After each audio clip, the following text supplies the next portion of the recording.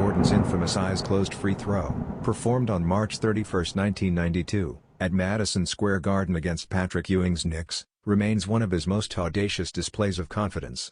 Earlier that same season, he had already mocked rookie Dikembe Mutombo with the same stunt during a preseason game.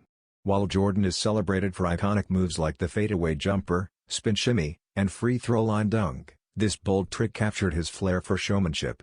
That night, wearing his Air Jordan 7 Hare, he sealed the Bulls' win with a free throw taken blind, just 14 seconds left on the clock and a slim lead in hand. Now, those exact sneakers, signed on the heel, are on the auction block via Sotheby's. Projected to fetch as much as $600,000, the pair may surpass records set by his game-worn Air Jordan 8s, 1993 finals, and Air Jordan 11s, 1996. Collectors can already register to bid.